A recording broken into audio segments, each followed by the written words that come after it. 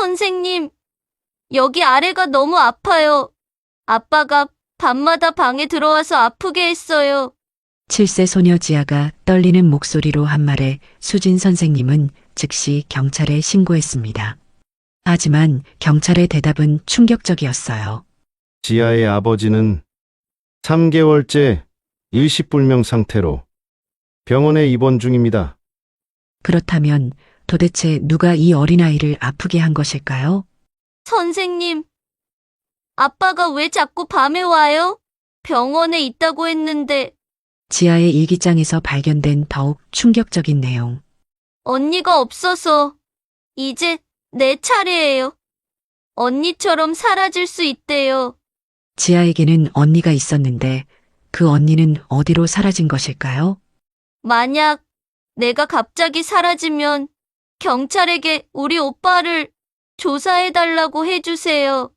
서연이가 친구들에게 남긴 마지막 말의 진짜 의미는 무엇일까요? 이 가족에게 숨겨진 어둠의 정체는 과연 무엇일까요?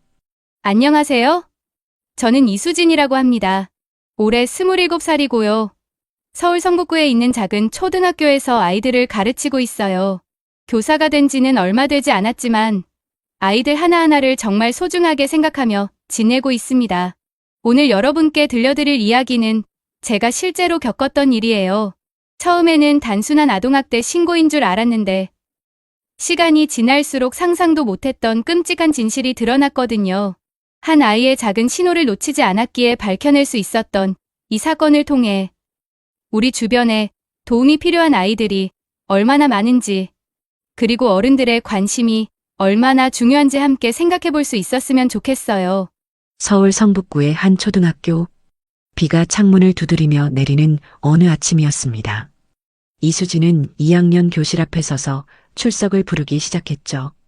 27살의 수진은 교사가 된 지 얼마 되지 않았지만 아이들의 미묘한 변화를 알아차리는 직감만큼은 남달랐습니다.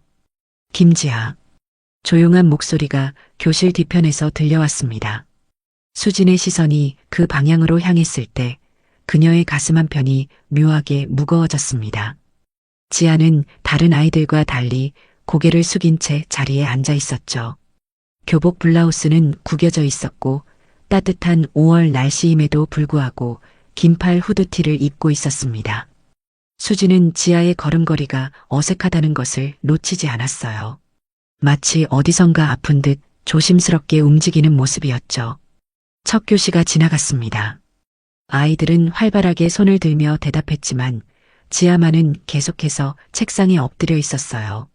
수지는 몇 번 지아에게 말을 걸어보려 했지만 아이는 고개만 살짝 끄덕일 뿐 제대로 된 대답을 하지 않았습니다. 간식 시간이 되었습니다.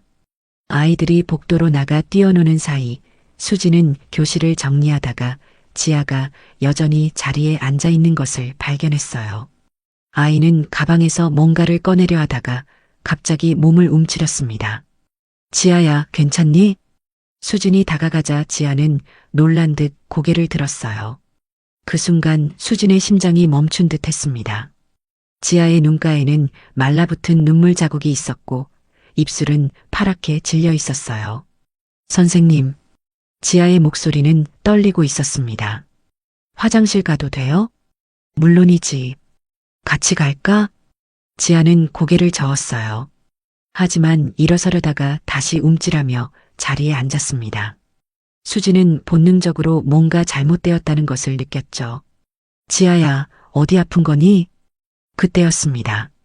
지아가 가방을 들어 올리려다가 후드티가 살짝 올라갔고 수지는 아이의 옆구리에 시커멓게 멍든 흔적을 보게 되었어요. 수진의 얼굴이 창백해졌습니다. 이게 뭐니? 어디서 다쳤어? 지아는 재빨리 옷을 끌어내렸어요. 그리고 작은 목소리로 마치 비밀을 털어놓듯 속삭였습니다. 아파요. 너무 아파요, 선생님. 수지는 무릎을 꿇고 지아와 눈높이를 맞췄어요. 누가 그랬니? 누가 지아를 아프게 했어? 지아의 입술이 바들바들 떨렸습니다. 잠시 침묵이 흘렀고 교실 밖에서는 아이들의 웃음소리가 들려왔어요. 하지만 이 교실 안은 마치 시간이 멈춘 듯 고요했습니다. 아빠가 그랬어요. 수진의 머릿속이 하얗게 변했어요. 아동학대. 이 단어가 그녀의 뇌리를 스쳤습니다. 지아야, 잠깐만 기다려. 선생님이 도와줄게. 수진은 떨리는 손으로 교실 문을 잠갔어요. 아이들은 여전히 복도에서 놀고 있었고 이 순간만큼은 지아와 둘만의 시간이 필요했습니다. 그녀는 핸드폰을 꺼내 112에 전화를 걸었어요. 여보세요? 경찰서입니까? 아동학대 신고를 하려고 합니다. 수지는 최대한 차분하게 상황을 설명했습니다. 지아의 상태, 멍든 흔적, 그리고 아이가 한 말까지요. 전화기 너머의 경찰관은 즉시 출동하겠다고 했어요. 하지만 15분 후 도착한 경찰관이 한 말은 수진의 세계관을 완전히 뒤흔들어 놓았습니다.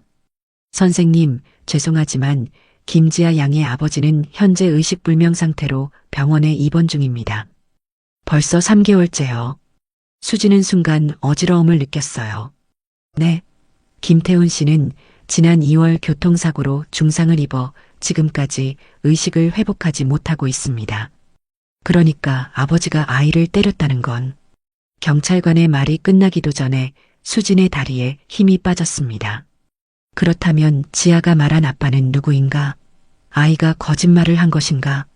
지아는 여전히 자리에 앉아 있었어요. 그리고 수진을 바라보며 말했습니다. 선생님, 아빠가 왜 자꾸 밤에 와요? 병원에 있다고 했는데. 그 순간 교실 안의 온도가 급격히 떨어진 것 같았어요. 수진의 등줄기로 차가운 기운이 흘렀습니다. 무언가 이상했어요. 아니, 무언가 완전히 잘못되어 있었습니다. 비는 여전히 창문을 두드리고 있었고 복도에서는 아이들의 웃음소리가 들려왔어요.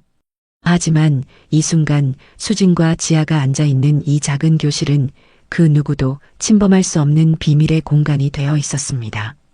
그리고 그 비밀 속에는 누군가의 어둠과 한 아이의 고통, 그리고 아직 밝혀지지 않은 진실이 숨어 있었어요. 수지는 지아의 작은 손을 잡았습니다. 차갑고 떨리는 그 손을 통해 아이의 두려움이 고스란히 전해졌어요.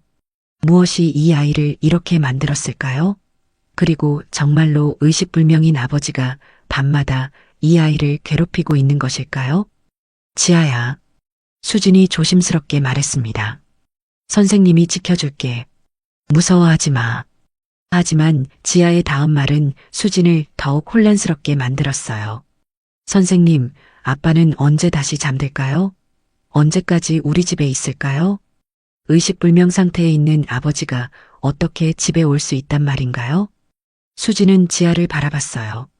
7살 아이의 눈빛에는 어른도 견디기 힘든 두려움이 가득했습니다. 그날 밤 수진은 단 한순간도 잠들 수 없었어요. 지아의 마지막 말이 계속해서 그녀의 머릿속을 맴돌았습니다. 아빠는 언제 다시 잠들까요? 의식불명 상태의 아버지가 어떻게 집에 올 수 있단 말인가요? 수진은 침대에서 뒤척이며 수백 가지 가능성을 떠올려 보았지만 어떤 것도 논리적으로 설명되지 않았어요. 새벽 5시 수진은 결국 포기하고 일어났습니다. 커피를 마시며 창밖을 바라보니 어느새 비가 그쳤고 희미한 새벽 햇살이 서울의 회색 아파트들 사이로 스며들고 있었어요. 그녀는 지아에 대한 걱정으로 가슴이 답답했습니다. 과연 그 아이는 무사히 밤을 보냈을까요? 오전 7시 30분 수지는 평소보다 일찍 학교에 도착했어요. 성북구의 작은 초등학교는 아직 조용했고 경비 아저씨만이 정문에서 그녀를 반갑게 맞아주었습니다. 교무실로 향하는 복도를 걸으며 수지는 어제 일어난 일들이 마치 꿈만 같다고 생각했어요. 하지만 교실에 들어서자마자 그 모든 것이 현실임을 깨달았습니다. 지하의 자리는 비어 있었어요. 8시가 지나고 8시 30분이 지나도 지하는 나타나지 않았습니다. 수진의 심장 박동이 빨라졌어요. 혹시 어젯밤에 무슨 일이 생긴 것은 아닐까요? 그녀는 즉시 교무실로 달려가 교장 선생님께 상황을 보고했어요. 교장 김영수는 60대 중반의 온화한 인상을 가진 남자였지만 수진의 보고를 들으며 표정이 점점 어두워졌습니다. 수진 선생님, 어제 경찰서에서 연락이 왔었습니다. 아동보호 전문기관에서 지아를 임시 보호 조치하기로 했다고 하더군요. 그럼 지아는 지금 어디에 있나요? 안전한 곳에 있습니다. 하지만 김영수 교장이 잠시 멈췄어요.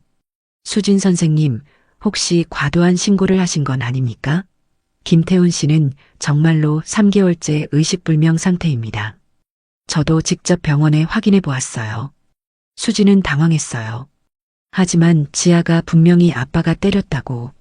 아이들은 때때로 상상과 현실을 구분하지 못합니다. 게다가 김태훈 씨 부인은 남편의 사고 이후 우울증으로 고생하고 있다고 들었어요. 가정이 힘든 상황이니 아이가 혼란스러워하는 것도 이해할 수 있죠. 교장의 말에 수지는 자신이 성급하게 판단한 것은 아닌지 의심하기 시작했어요. 하지만 지하의 옆구리에 있던 그 시커먼 멍 자국은 분명히 실제였습니다. 그것만큼은 상상이 아니었어요. 오전 수업이 시작되었지만 수진의 마음은 온통 지하에게 가 있었어요. 아이들은 선생님이 왜 이렇게 멍하니 있는지 궁금해하며 자꾸 질문을 던졌지만 수지는 제대로 대답할 수가 없었습니다. 점심시간이 되자 수지는 지하의 자리를 정리하기로 했어요. 혹시 아이가 두고 간 물건이 있을지도 모르니까요. 책상 서랍을 열어보니 연필 몇 자루와 지우개, 그리고 작은 분홍색 필통이 들어 있었어요. 그 필통을 집어들었을 때 수진의 손끝에서 묘한 향기가 느껴졌습니다. 분홍색 플라스틱으로 만들어진 평범한 필통이었지만 여기저기 흠집이 나 있었고 모서리 부분은 누군가 일부러 문지른 듯 달아 있었어요. 필통을 열자 안에는 색연필과 사인펜들이 정돈되어 있었습니다. 하지만 그 아래쪽에서 수지는 작은 공책을 발견했어요. 아니, 공책이라고 하기에는 너무 작고 허술했습니다. A사 용지를 4번 접어서 가운데를 스테이플러로 찍어 만든 수제 책자였어요. 표지에는 지하의 서툰 글씨로 이렇게 적혀 있었습니다. 밤의 비밀. 수진의 손이 떨렸어요. 이 책자를 열어봐야 하는 걸까요? 이것은 아이의 사적인 일기일 텐데. 하지만 지하의 안전을 위해서라면 확인해 봐야 하지 않을까요? 주저하는 마음을 억누르고 첫 페이지를 넘겼습니다. 그 순간 수진의 얼굴에서 혈색이 완전히 사라졌어요. 첫 페이지에는 크레파스로 그린 그림이 있었습니다. 집 모양의 건물이 주황색과 빨간색으로 칠해져 있었는데 마치 불타는 것처럼 보였어요. 그리고 그 집 앞에 서 있는 작은 인형 같은 그림이 있었는데 그 인형의 팔다리는 모두 부러져 있었습니다. 다음 페이지를 넘기자 더욱 충격적인 내용이 나왔어요. 지하의 어린 글씨로 이렇게 적혀 있었습니다. 오늘도 그 사람이 왔어요. 언니가 없어서 이제 내 차례예요. 아파요. 너무 아파요. 하지만 엄마한테 말하면 안 된대요. 언니처럼 사라질 수 있대요. 수진의 심장이 쿵쾅거렸어요. 언니, 지아에게 언니가 있었나요? 수진은 급히 다음 페이지들을 넘겨보았습니다. 언니는 왜 갑자기 없어진 걸까요? 엄마는 언니 이야기만 나오면 울어요. 그 사람은 언니가 나쁜 아이라서 벌을 받은 거라고 해요. 어젯밤에 소리를 질렀어요. 하지만 아무도 들어주지 않았어요. 엄마는 잠든 척해요. 그 사람이 무서우니까요. 수진의 손이 너무 떨려서 책장을 제대로 넘길 수가 없었어요. 마지막 페이지에 도달했을 때 그녀는 숨이 막힐 것 같았습니다. 마지막 페이지에는 같은 문장이 빨간 크레파스로 여러 번 반복해서 적혀 있었어요. 언니가 소리쳤어요. 하지만 아무도 듣지 못했어요.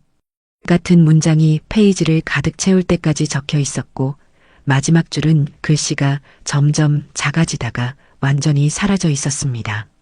수지는 책자를 꼭 안고 교실 한 구석에 주저앉았어요. 이것은 단순한 아동학대 사건이 아니었습니다. 지아에게는 언니가 있었고 그 언니는 어디론가 사라졌어요. 그리고 지아는 같은 운명을 두려워하고 있었습니다. 수지는 즉시 교무실로 달려가 지아의 가족관계를 자세히 조사해 보았어요. 학적부를 뒤져보니 놀라운 사실이 드러났습니다. 지아에게는 정말로 언니가 있었어요. 이름은 김서연. 현재 중학교 2학년이어야 할 나이였습니다. 하지만 더욱 충격적인 것은 서연이가 지난해 12월부터 학교에 나오지 않고 있다는 사실이었어요. 공식적으로는 가정사정으로 인한 전학이라고 기록되어 있었지만 전학 간 학교에 대한 정보는 어디에도 없었습니다. 수지는 즉시 서연이가 다니던 성북중학교에 전화를 걸었어요. 담임교사였던 이연주 선생님은 수진의 질문에 당황스러워하며 대답했습니다. 김서연 학생이요? 그 아이는 참 안타까운 케이스였어요. 갑자기 12월 초부터 학교에 나오지 않더니 결국 자퇴를 했거든요. 자퇴요? 가족들이 무슨 이유라고 했나요? 어머니가 직접 오셔서 가정 형편이 어려워져서 서연이를 시골 친척집으로 보낸다고 하시더라고요. 그런데 이연주 선생님의 목소리가 작아졌어요. 사실 서연이는 12월 전부터 이미 많이 변해 있었어요. 어떻게 변했다는 말씀인가요? 원래는 정말 밝고 활발한 아이였거든요. 학급에서도 인기가 많았고 특히 피아노를 정말 잘 쳤어요. 매주 학원에서 레슨을 받고 있다고 자랑하곤 했는데 선생님의 목소리에 안타까움이 묻어났어요. 10월쯤부터인가 갑자기 말이 없어지더니 수업 중에도 멍하니 있고 친구들과도 어울리지 않으려 하고 수진의 심장이 빨리 뛰기 시작했어요. 혹시 그때 서연이가 무슨 말을 했나요? 집에서 무슨 일이 있었다거나. 그게 한 번은 제가 서연이를 따로 불러서 물어본 적이 있어요. 왜 이렇게 변했냐고. 그랬더니 서연이가 눈물을 흘리면서 이렇게 말하더라고요. 이연주 선생님이 잠시 멈췄다가 계속했어요. 선생님, 집에 무서운 사람이 있어요. 그 사람 때문에 더 이상 피아노를 칠 수 없어요. 전화를 끊은 후 수지는 깊은 충격에 빠졌어요. 지아의 일기에 나온 언니는 실존 인물이었고 그 언니 역시 지아와 같은 고통을 겪었을 가능성이 높았습니다. 그리고 지금은 완전히 사라져버린 상태였어요. 수지는 더 이상 기다릴 수 없었습니다. 오후 수업이 끝나자마자 그녀는 성북구의 한적한 주택가로 향했어요. 지안의 집은 2층 단독주택이었습니다. 외관은 그럭저럭 깔끔해 보였지만 창문들이 모두 커튼으로 가려져 있어 안이 전혀 보이지 않았어요. 문을 두드리자 잠시 후 여자의 목소리가 들려왔습니다. 누구세요? 안녕하세요. 지아 담임 이수진입니다. 잠시 인사드리고 싶어서 왔습니다. 한참의 침묵이 흘렀어요. 그리고 천천히 문이 열렸습니다. 문틈으로 보인 여자는 40대 초반으로 보였지만 얼굴은 몹시 야위어 있었고 눈 아래에는 깊은 다크서클이 있었어요. 지아의 어머니 박은혜였습니다. 아, 선생님이시군요. 죄송합니다. 요즘 정신이 없어서. 은혜의 목소리는 힘이 없었고 마치 오랫동안 제대로 잠들지 못한 사람처럼 들렸어요. 그녀는 수진을 거실로 안내했지만 걸음걸이마저 불안정했습니다. 거실에 들어서자 수진은 이상한 느낌을 받았어요. 집안은 정리정돈이 잘 되어 있었지만 어딘가 모르게 음침한 분위기가 감돌았습니다. 특히 거실 한쪽 벽에 걸린 가족 사진이 눈에 띄었어요. 아버지와 어머니, 그리고 세 아이가 함께 찍은 사진이었습니다. 예쁜 가족 사진이네요. 아이들이 셋인가요? 은혜의 표정이 순간 굳어졌어요. 아, 네. 마지가 도연이, 그 다음이 서연이, 그리고 지아가 막내예요. 서연이는 지금 어디에 있나요? 학교에서는 전학했다고 들었는데. 그 순간 은혜의 얼굴이 창백해졌어요. 그녀는 잠시 말을 잇지 못하다가 떨리는 목소리로 대답했습니다. 서연이는 시골 친척집에 가 있어요. 서울 생활이 힘들어해서. 하지만 은혜의 눈은 수진을 직시하지 못했어요. 거짓말을 하고 있다는 것이 너무나 명백했습니다. 언제쯤 돌아올 예정인가요? 그건 잘 모르겠어요. 아이가 거기서 적응을 잘하고 있어서. 그때 2층에서 발소리가 들려왔어요. 계단을 내려오는 소리였습니다. 수진이 고개를 들어보니 10대 중반으로 보이는 남학생이 내려오고 있었어요. 키가 크고 단정한 인상이었지만 그의 눈빛에는 어른스럽지 못한 냉기가 서려 있었습니다. 어머니, 손님이세요? 소년의 목소리는 예의 바르면서도 어딘가 계산적으로 들렸어요. 은혜가 급히 대답했습니다. 도연아, 지아 선생님이셔. 인사드려. 안녕하세요. 김도연입니다. 도연이는 공손하게 인사했지만 수지는 그의 시선에서 묘한 경계심을 느꼈어요. 마치 자신을 관찰하고 평가하는 듯한 눈빛이었습니다. 도연이는 몇 학년이니? 고등학교 1학년입니다. 평소에 지아가 선생님 이야기를 많이 해요. 그래, 지아가 뭐라고 했니? 도연이는 잠시 미소를 지었지만 그 미소는 전혀 따뜻하지 않았어요. 선생님이 자신에게 많이 관심을 가져주신다고 했어요. 감사합니다. 수지는 도연이와 대화를 나누면서 점점 불안감이 커져갔어요. 이 소녀는 16세 치고는 너무나 침착하고 계산적이었습니다. 그리고 어머니를 바라보는 그의 시선에는 지배적인 무언가가 느껴졌어요. 서연이는 언제 마지막으로 봤니? 도연이의 표정이 순간 경직되었어요. 서연이 누나요? 12월쯤이었던 것 같은데요. 갑자기 떠나서. 갑자기요? 네. 어느 날 아침에 일어나 보니까 없더라고요. 어머니가 시골에 갔다고 하시더라고요. 은혜가 급히 끼어들었습니다. 서연이가 며칠 전부터 짐을 싸고 있었어요. 서울 생활이 힘들다고. 하지만 도연이가 말한 것과 어머니의 말이 미묘하게 다른 것을 수지는 놓치지 않았어요. 도연이는 갑자기 없어졌다고 했지만 어머니는 며칠 전부터 준비했다고 했습니다. 혹시 서연이와 연락은 하고 계세요? 은혜의 얼굴이 더욱 창백해졌어요. 그쪽 지역은 휴대폰이 잘 안 터져서 가끔 집 전화로. 그럼 연락처를 알려주실 수 있나요? 지아가 언니를 많이 그리워하는 것 같아서. 그 순간 도연이가 차갑게 말했습니다. 선생님, 서연이 누나는 가족들과 연락을 끊고 싶어 했어요.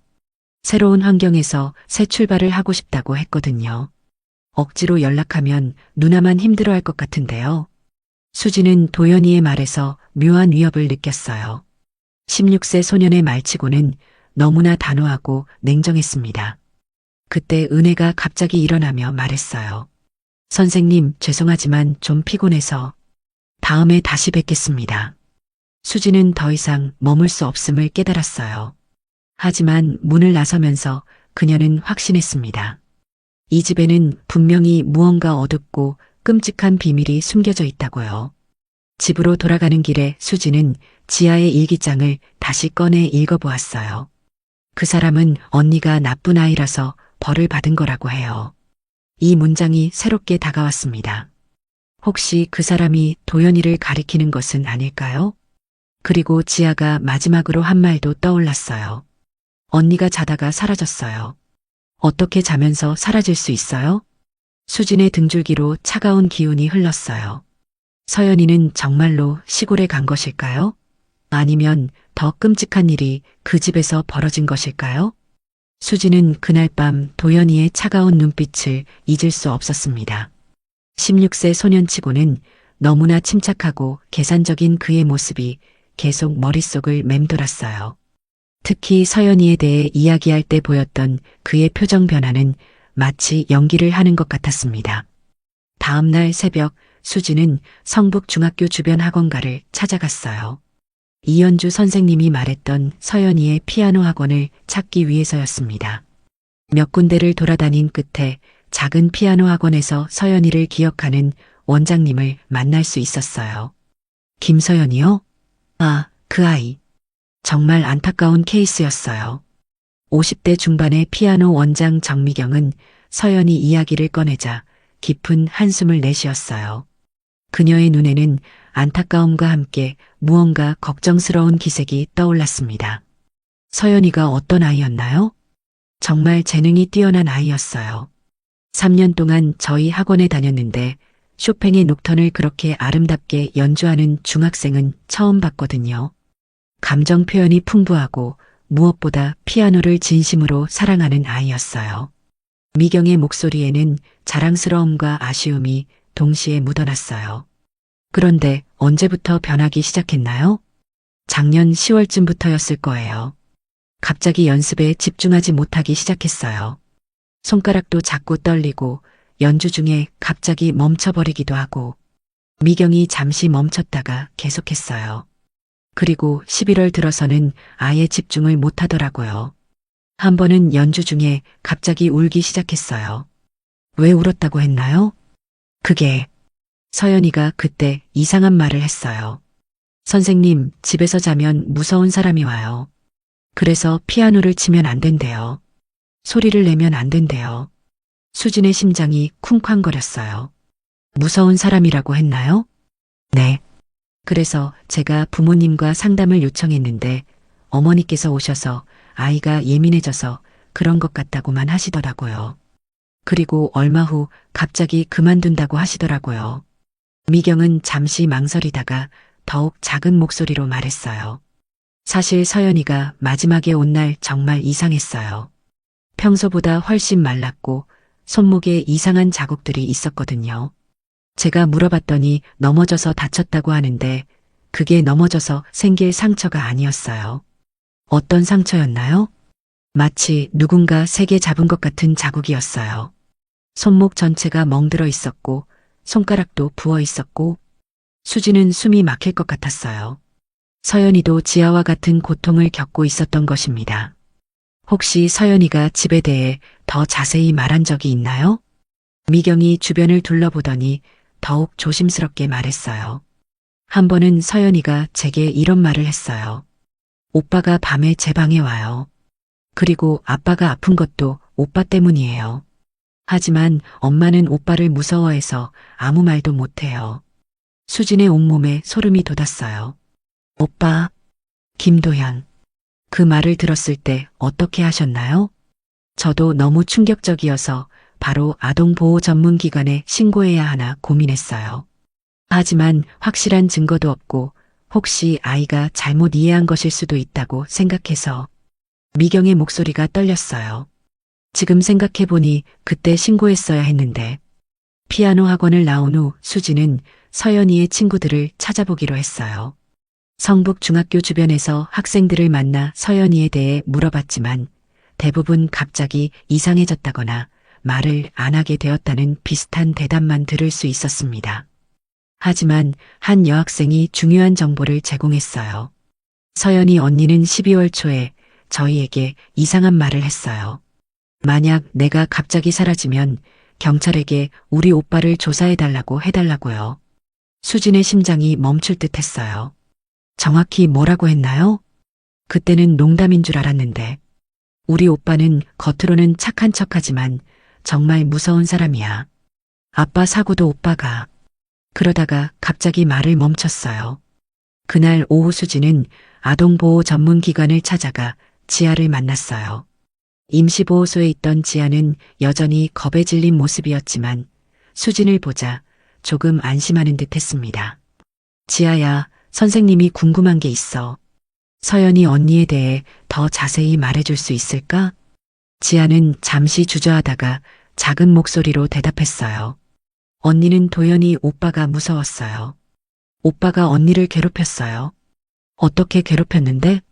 밤에 언니 방에 들어가서 언니가 울어도 엄마는 모른 척했어요. 언니가 도와달라고 해도 엄마는 조용히 하라고만 했어요. 지아의 눈에 눈물이 고였어요. 그리고 언니가 사라지기 전날 밤에 언니가 제게 말했어요. 지아야, 만약 내가 없어지면 오빠를 조심해. 이제 오빠의 다음 타겟은 너야. 수지는 아이를 꼭 안아주었어요. 지아의 작은 몸이 덜덜 떨리고 있었습니다. 언니가 어떻게 사라졌는지 기억나니? 그날 밤에 오빠와 언니가 싸우는 소리가 났어요. 언니가 이제 그만해라고 소리쳤어요. 그 다음에 무언가 떨어지는 소리와 함께 조용해졌어요. 지아가 잠시 멈췄다가 더욱 작은 목소리로 말했어요. 다음날 아침에 일어나니까 언니가 없었어요. 오빠는 언니가 가출했다고 했는데 언니 옷이랑 가방이 모두 그대로 있었어요. 수진의 온몸이 얼어붙었어요. 이것은 단순한 가출이 아니었습니다. 지아야, 오빠가 너에게도 그런 일을 했니? 지아는 고개를 끄덕였어요. 언니가 없어진 후부터 오빠가 제 방에 오기 시작했어요. 그리고 말했어요. 이제 내 차례야. 만약 누군가에게 말하면 너도 언니처럼 사라질 거야. 지아가 갑자기 수진의 옷을 꼭 움켜잡았어요. 선생님, 제가 말했으니까 오빠가 저를 찾아올까요? 무서워요. 수진은 지아를 진정시키면서도 마음속으로는 분노가 끓어오르고 있었어요. 김도연이라는 16세 소년이 자신의 누나들을 성적으로 학대했고 저항하는 서연이를 어디론가 사라지게 만들었습니다. 그리고 이제 어린 지아까지 같은 피해를 입히고 있었어요. 하지만 가장 끔찍한 것은 어머니 박은혜가 이 모든 것을 알고 있으면서도 도연이를 막지 못하고 있다는 사실이었습니다. 지아야, 혹시 언니가 어디로 갔는지 알 것 같니? 언니가 숨을 만한 곳이나 특별히 좋아했던 장소가 있었니? 지아는 고개를 저었어요. 언니는 집 밖으로 나가지 않았어요. 오빠가 혼자 나가는 걸 싫어했거든요. 항상 어디 가냐, 누구랑 만나냐고 물어봤어요. 그때 지아가 갑자기 뭔가 기억난 듯 말했어요. 아, 그런데 언니가 한번 이상한 말을 했어요.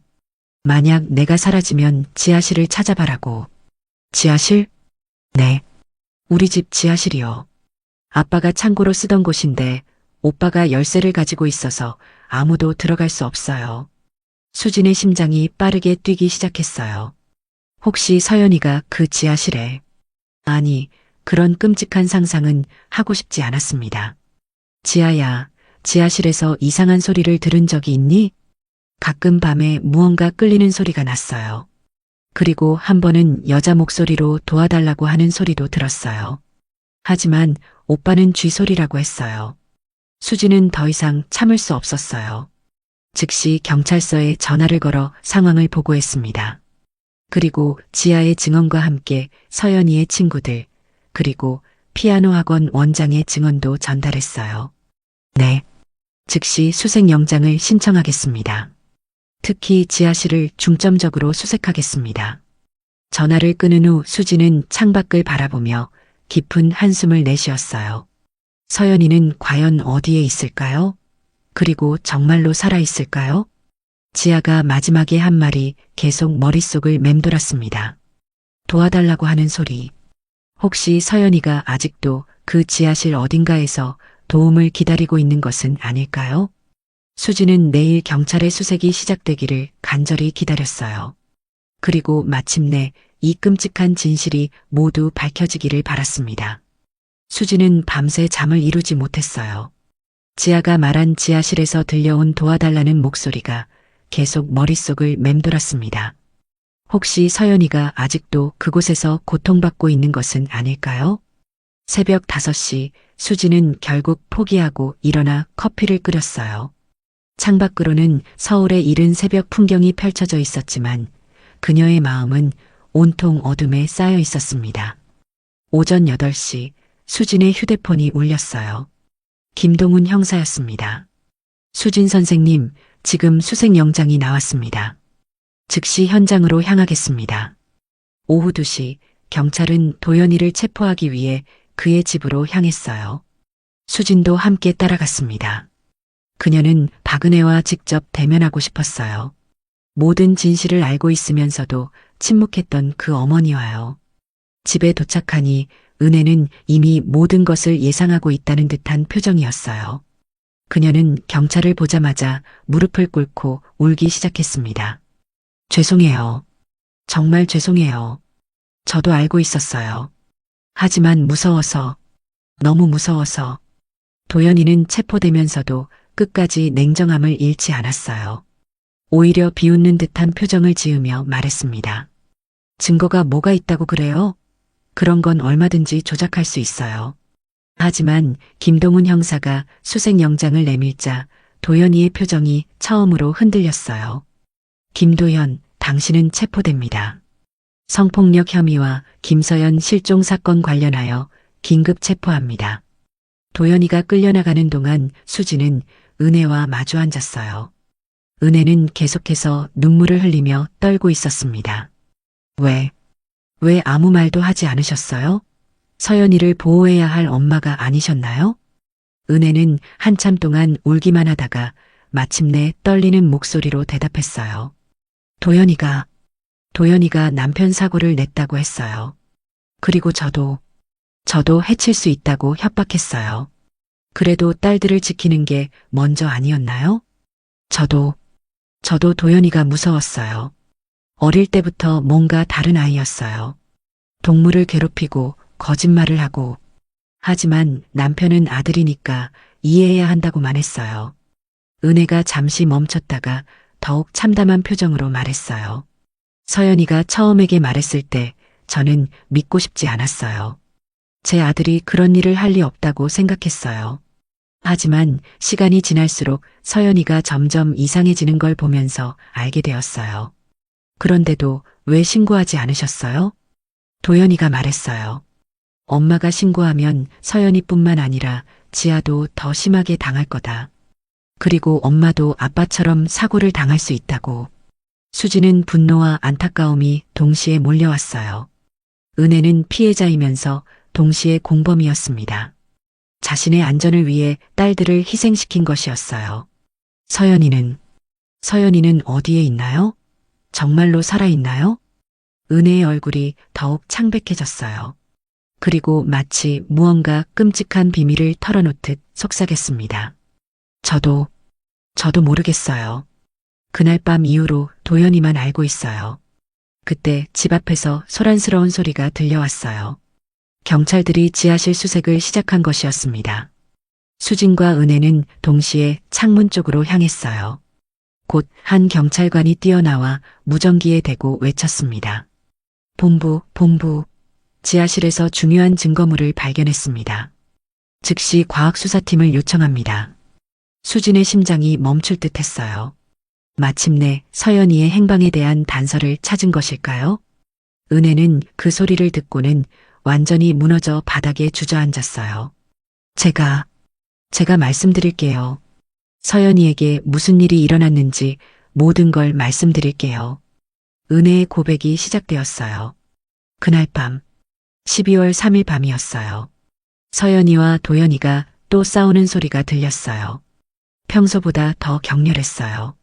서연이가 이제 그만하라고 소리쳤고, 도연이는 내가 감히 나한테 대드냐고 화를 냈어요. 수지는 숨을 죽이고 은혜의 고백을 들었어요. 그때 갑자기 쿵 하는 소리가 났어요. 뭔가 무거운 게 떨어지는 소리였어요. 그리고 서연이의 목소리가 들리지 않았어요. 은혜의 목소리가 더욱 작아졌어요. 저는 무서워서 방에서 나갈 수 없었어요. 도연이가 저까지 해칠까봐. 그래서 그냥 모른 척했어요. 그 다음에 뭐가 일어났나요? 새벽 3시쯤 도연이가 제 방으로 왔어요.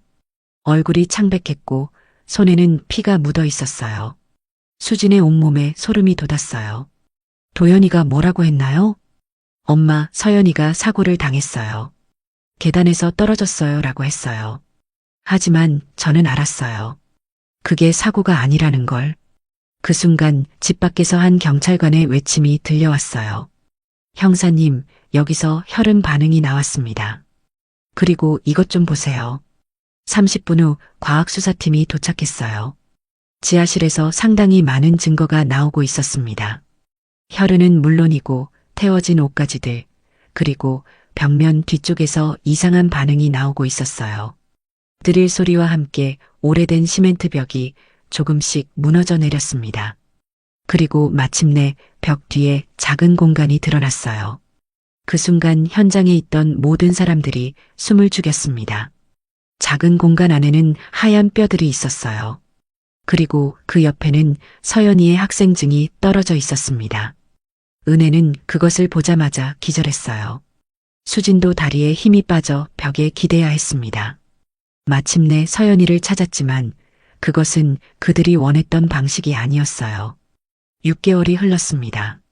서울의 봄이 다시 찾아왔고 성북구의 작은 초등학교에는 새로운 학기가 시작되었어요. 수지는 여전히 그 학교에서 아이들을 가르치고 있었지만 그녀의 삶은 완전히 달라져 있었습니다. 지아는 이제 수진의 임시 양육하에 있었어요. 은혜는 정신적 충격으로 치료를 받고 있었고 지아를 돌볼 수 있는 상태가 아니었습니다. 선생님, 오늘 학교에서 친구들이랑 같이 놀았어요. 지아는 예전과는 완전히 달라진 모습이었어요. 밝고 활발한 아이 본연의 모습을 되찾았습니다. 도연이는 1심에서 무기징역을 선고받았어요. 살인죄와 성폭력 범죄, 그리고 아버지에 대한 살인 미수죄까지 모든 혐의가 인정되었습니다. 어느 토요일 오후 수진과 지아는 성북구의 작은 공원에 앉아 있었어요. 벚꽃이 만개한 아름다운 날이었고 아이들의 웃음소리가 공원 전체에 울려 퍼지고 있었습니다. 선생님, 저 언니 이야기해도 돼요? 물론이야, 지아야. 언니 이야기를 많이 해줘. 언니는 정말 피아노를 잘 쳤어요. 쇼팽의 녹턴이라는 곡을 들려줄 때면 저는 정말 행복했어요. 마치 천사가 연주하는 것 같았거든요. 선생님, 저 피아노 배우고 싶어요. 피아노? 네. 언니가 좋아했던 쇼팽의 녹턴을 연주하고 싶어요. 언니를 위해서요. 수지는 미소를 지으며 지아를 안아주었어요. 이 아이는 상처를 딛고 새로운 꿈을 키우고 있었습니다. 좋아, 지아야. 우리 함께 피아노를 배워보자. 언니가 하늘에서 지아의 연주를 들을 수 있도록. 지아는 환하게 웃으며 대답했어요. 네. 언니가 정말 좋아할 거예요. 공원에서 벚꽃이 바람에 흩날리고 있었어요. 그 꽃잎들이 마치 하늘에서 내려오는 서연이의 축복처럼 보였습니다. 수진과 지아는 손을 잡고 집으로 향했어요. 새로운 시작을 위해, 그리고 영원히 기억될 사랑을 위해서요. 오늘 이야기는 여기까지입니다. 이 사건을 통해 우리는 아이들의 작은 신호도 놓치지 않는 것이 얼마나 중요한지 알 수 있었어요. 수진 선생님처럼 지아의 떨리는 목소리와 두려움 가득한 눈빛을 진지하게 받아들였기에 진실을 밝힐 수 있었습니다. 때로는 가장 가까운 가족이 가장 큰 위험이 될 수 있고 겉으로는 평범해 보이는 집안에도 끔찍한 비밀이 숨어 있을 수 있어요. 박은혜처럼 두려움에 사로잡혀 침묵하는 것이 얼마나 위험한지도 보여줍니다. 하지만 무엇보다 중요한 건 상처받은 아이들도 사랑과 관심으로 치유될 수 있다는 희망이에요. 지아가 트라우마를 극복하고 새로운 꿈을 키워나가는 모습처럼 우리 모두가 주변에 도움이 필요한 사람들에게 손을 내밀 수 있어야 합니다. 영상이 마음에 드셨다면 좋아요와 구독 그리고 다른 분들과 함께 이 영상을 공유해 주세요. 그리고 댓글로 여러분은 과연 어떤 선택을 했을지 알려주세요. 당신의 이야기도 기다리고 있습니다.